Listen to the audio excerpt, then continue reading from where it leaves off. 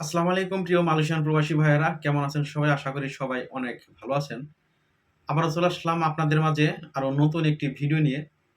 অনেকেই ইদানিং দেখতেছি WhatsApp এ মেসেজ করতেছেন বা ফোন দিতেছেন যে ভাই নতুন করে কোনো বৈধ হওয়ার সুযোগ দিবে কিনা RTK 3.0 এর মাধ্যমে। তো ভাবলাম আপনাদেরকে নিয়ে একটা ভিডিও বানাই। অনেক আগে কয়েকটা বানাইছিলাম এই বিষয়ে।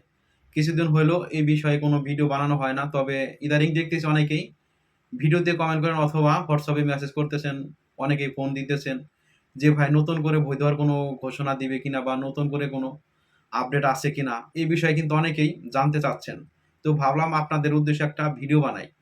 সো প্রিয় মালয়েশিয়ান প্রবাসী ভাইয়েরা সবাইকে একটা কথাই বলতে চাচ্ছি যে, যে পর্যন্ত আপনারা মালয়েশিয়ার সরকার না চাইবে এবং বাংলাদেশের সরকারের সাথে যে কোনো একটা মিটিং না কর্মী আছে বা আমার যে বাংলাদেশের লোক আছে তাদেরকে আপনি বৈধ করে নেন। যে পর্যন্ত আপনার এই কথাটা না বলবে, সে পর্যন্ত কিন্তু মালয়েশিয়া সরকার কখনোই বৈধতার সুযোগ দিবে না RTK 3.0 এর মাধ্যমে।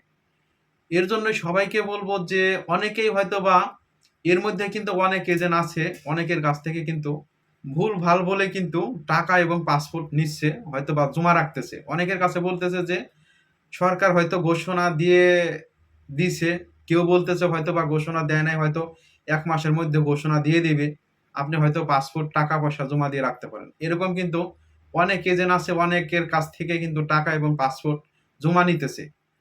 তো যারা আপনারা অবৈধ আছেন, বৈধ হতে চাচ্ছেন, আপনারা কখনোই কিন্তু কারো কাছে পাসপোর্ট এবং টাকা কিন্তু জমা দিবেন না।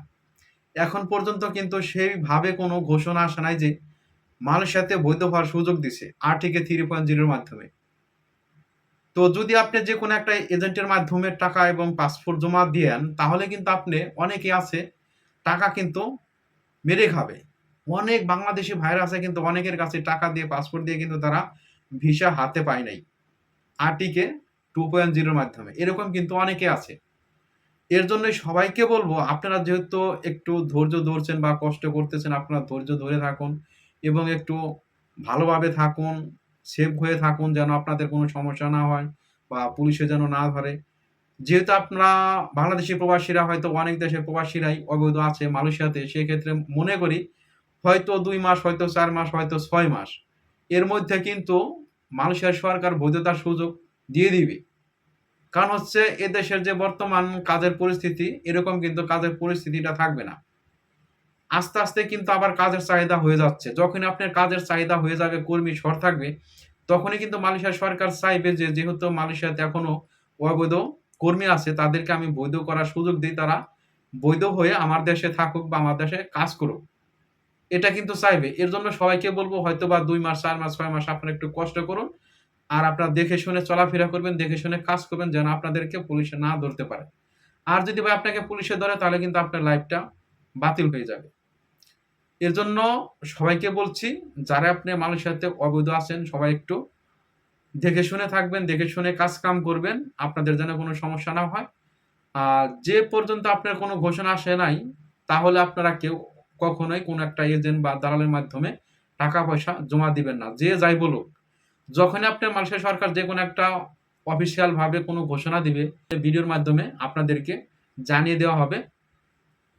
যদি আমাদের চ্যানেলটা ভালো লাগে অবশ্যই আপনারা চ্যানেলটি সাবস্ক্রাইব করে রাখবেন। আমাদের চ্যানেলে অবশ্যই আপনি যেটা সঠিক তথ্য, সেই সঠিক তথ্যটা আপনি জানতে পারবেন।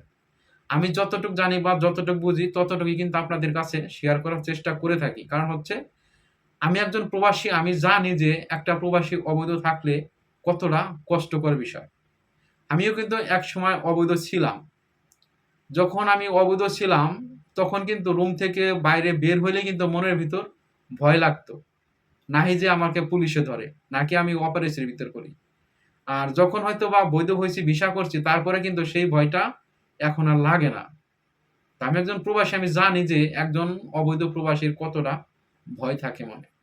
যাই হোক প্রিয় দর্শক, সবাইকে একটা কথাই বলব আপনারা দেখে শুনে কাজ কাম করবেন, দেখে শুনে চলাফেরা করবেন। তো এখানে ভিডিওটি শেষ করতেছি। সবাই ভালো থাকবেন, সুস্থ থাকবেন। আবার দেখা হবে নেক্সট কোনো ভিডিওতে। ধন্যবাদ সবাইকে।